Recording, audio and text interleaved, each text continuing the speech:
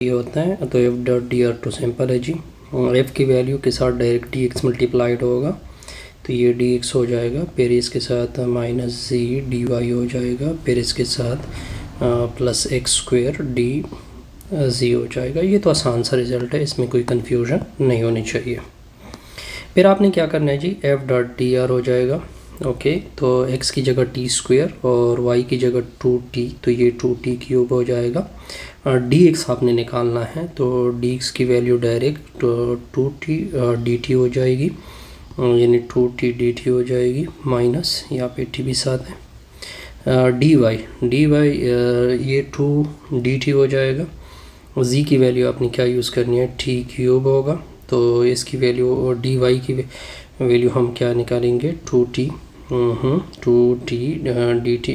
dt आ जाएगा। So simple, x square यानी t की पावर 4 हो जाएगा, और फिर आपने यहाँ पे आ जाएगा 3t स्क्वायर आ जाएगा, होल dt आ जाएगा। आसान सा रिज़ल्ट है, कन्फ्यूजन नहीं होनी चाहिए आपको।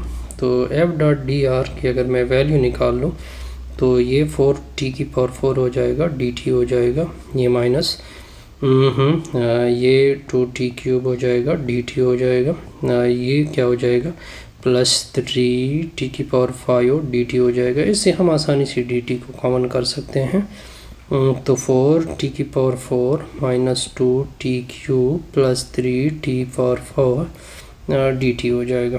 अगर मैं इसको तरतीब से लिख दूँ तो कुछ इस तरह से रिज़ल्ट है, एफ डॉट डी आर की वैल्यू आ जाएगी 3t की पावर 5 माइनस प्लस 4t की power 4 minus 2t cube dt हो जाएगा। अब देखिए ये आसान सी कैलकुलेशन हो गई। क्या कैलकुलेशन हो जाएगी, तो ये आसान सी कैलकुलेशन कुछ इस तरह से हो जाएगी, integral C F dot D R हो जाएगा, और लिमिट वैसे आपको गिवन है 0 to 1 3t की पावर 5 प्लस 4t की power 4 minus 2t cube whole में dt आ जाएगा।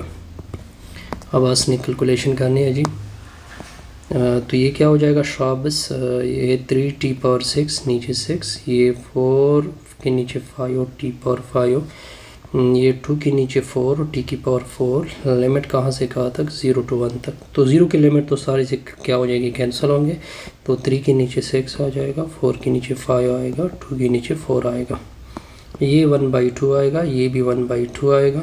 ओके, ये और ये आपस में कैंसिल होंगे, तो 4/5 इसका रिक्वायर्ड आंसर आएगा। आसान सा रिजल्ट था। तो लाइन इंटीग्रल के लिए आपने सबसे पहले F dot D are find करना होता है। तो एफ डॉट डी आर तो बड़ा सिंपल सा है, एक्स स्क्वायर माइनस 27, साथ में डी एक्स आ जाएगा, माइनस 6y आएगा, साथ में डी वाई आएगा, प्लस 8xz स्क्वायर आएगा, साथ में डी जी आएगा। आसान सा रिजल्ट है। अब आपने बस इसको कैलकुलेट करना है जी। तो इसके बाद हमारा सबसे मेन फोकस जो होता है वो लिमिट के ऊपर होता है। ओके, तो आपको पता होना चाहिए कि वैसे जो आर जो होता है वो किसके इक्वल होता है, डी आर जो होता है डी एक्स आई प्लस डी वाई जे प्लस डी जी के। अब देखिए हम इसके लिए रेक्टेंगल बनाते हैं, क्योंकि एक प्रॉपर रीजन बन रही है। ये पॉइंट मैंने ओ रखा, इसके लिमिट मैंने रखे 0, वर्टिसेस 0 0 रखे, ये मैंने ए रखा, इसके वर्टिसेस रखे 1 0 0 1 0 0, फिर इसके वर्टिसेस यहाँ पे वर्टिसेस आएंगे बी के 1 1 0, फिर यहाँ पे सी के वर्टिसेस आएंगे 1 1 1 1 1 1, आप देख सकते हैं। ओके, ये 1 0, फिर ये डायरेक्ट इस तरह। अब देखिए हमने लाइन के ऊपर इंटीग्रल फाइंड करना है, तो हम क्या करेंगे, इलांग ओ ए पे लेकर, इलांग ओ ए क्या होगा, इलांग ओ ए कुछ इस तरह से होगा। कहाँ से कहाँ तक है, 0 0 0, कहाँ तक गया है, 1 0 0 तक गया है, यानी x की वैल्यू 0 से लेकर 1 तक गई है। और आप y और z की वैल्यू देख सकते हैं, दोनों 0 हैं, तो dy भी 0 होगा और dz भी 0 होगा, यानी सिंपल x के लिमिट आएंगे। ठीक है, तो इसकी इंटीग्रल इलांग ओ ए किस तरह बनेगी, एफ डॉट डी आर, क्योंकि हमने लाइन इंटीग्रल फाइंड करना है, तो सिंपल ओनली हमें एक्स स्क्वायर माइनस 27, उसमें सिर्फ डी एक्स का रिज़ल्ट हमने निकालना होता है। ठीक हो गया, ये है हमने 6xyz, ये dy होगा प्लस 8xz², ये dz होगा। ये फिनिश होगा, ये फिनिश होगा, क्योंकि इसके लैंग्वेजेस पे y की बिल्कुल वैल्यू है ही नहीं, क्योंकि x एक्सिस है। तो यहाँ पे लिमिट 0 to 1 हो जाएगा, ये x² - 27, यहाँ पे dx आ जाएगा। अगर अब मैं इसको निकाल दूँ तो ये x³ के नीचे 3 आएगा, -27x आ जाएगा, लिमिट 0 to 1 आ जाएगा। बस इसको कैलकुलेट कर ले, इंटीग्रल OAF.dr। तो इसका इंटीग्रल क्या होगा, 1/3 - 27 आ जाएगा। तो 1 माइनस ये कितना आता है, शाबस माइनस कितना आएगा, 81 आएगा, नीचे 3 आएगा, माइनस 80 के नीचे क्या आएगा, 3। This is called equation number 1। अब दूसरे की तरफ जाना है जी। क्या लिखेंगे, एलॉन्ग दूसरा क्या है, A to C जाना है अब हमने। तो क्या होगा, एलॉन्ग A to C आपका बड़ा सिंपल हो जाएगा, F.dr हो जाएगा। ओके, तो अब आपने कैलकुलेशन देनी है जी। अब देखिए उसका लिमिट अगर आप देखें, उसकी लिमिट को मैं अगर ऊपर रखूँ, सिर्फ 2 चेंजेस आ चुके हैं। x कांस्टेंट है और y की वैल्यू चेंज हो चुकी है। यानी अगर मैं लिमिट लिख दूँ, a की लिमिट है 100, b की लिमिट है 110। यानी अगर आप देख सकते हैं किस में चेंजेस आ चुका है, y में। यानी इंटीग्रल अलोंग y एक्सिस हमने करना होता है। x कांस्टेंट है, x की वैल्यू दोनों में क्या है 1, y की वैल्यू एक 0 है, फिर y की वैल्यू दूसरी 1 है। यानी हमने क्या करना है, z दोनों में क्या आ रहा है, कांस्टेंट 0 आ रहा है। ठीक हो गया जी। तो ये क्या होगा सर, अलोंग ये मैं गलत कर रहा हूँ यहाँ पे, ये AB होगा, क्योंकि आप रेक्टेंगल को देख सकते हैं, ये O था, ये A था, ये B था, ये C था। ठीक हो गया जी। बस आपने क्या करना है, x³ - 27 हो जाएगा, साइड पे dx आएगा, -6yz होगा, ये dy होगा, ये 8xz² होगा, dz होगा। ये तो कन्फर्म 0 है, क्योंकि dz भी 0 है, z भी 0 है। इसको फ़िलहाल के लिए छोड़ दे, देखिए ये यहाँ पर देखिए z पुट करेंगे तो 0 हो जाएगा ये लिमिट भी। तो यहाँ पे dx, अगर x की वैल्यू देखिए, अगर इसका dx निकाल दी तो ये भी 0 हो जाएगा। तो ऑलमोस्ट इसका जो इंटीग्रल हो जाएगा वो क्या हो जाएगा, ये भी 0 हो जाएगा। पूरा लिमिट इस के विद रिस्पेक्ट क्या हो जाएगा, 0 हो जाएगा। अब आते हैं नेक्स्ट रूट की तरफ। एलॉन्ग BC होगा। एलॉन्ग BC क्या होगा, आपने लिमिट देखने हैं, 110 to 11, ये C है 1।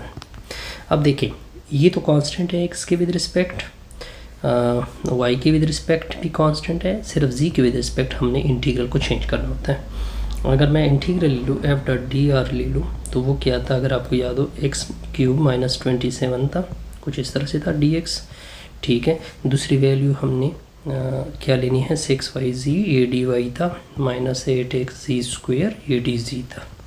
अब देखिए क्या होगा, x की वैल्यू 1 है, अगर मैं इसका dx निकाल दूँ तो ये 0 हो जाएगा, तो ये 0 पूरा 0। y की वैल्यू क्या है, y की वैल्यू यहाँ पे 1 पुट होगी। ओके, लेकिन dy चूँकि ये भी 0 हो जाएगा। ओके, यहाँ पे z x की वैल्यू 1 आ जाएगी, और यहाँ पे ये सिर्फ BC के विद रिस्पेक्ट रह जाएगा जी, P.dr। यानी लिमिट कहाँ से कहाँ तक, 0 to 1 हो जाएगा, -8 x की वैल्यू आपने क्या पुट करनी है, 1 पुट करनी है, z² की वैल्यू यानी z² आ जाएगा, dz आ जाएगा साथ में। अब देखिए इसको इंटीग्रेट करना है आपने।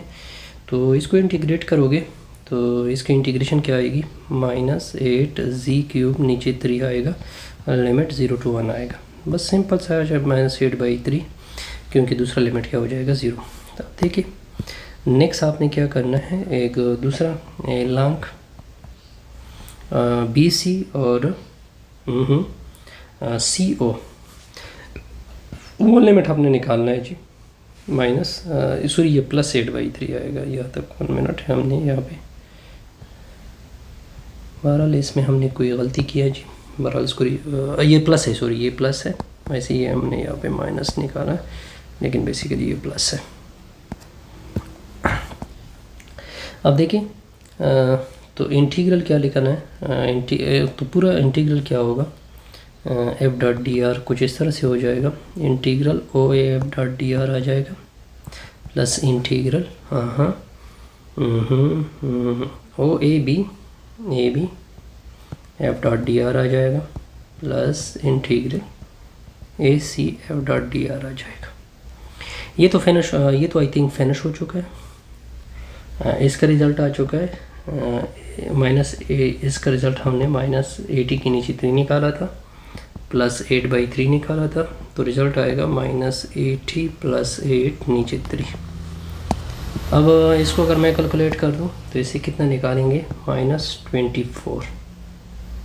ओके, ये बड़ा सिंपल सा रिज़ल्ट है जो कि हम ऑलरेडी निकाल चुके हैं। इससे हमारी ये वीडियो की होगी कंप्लीट।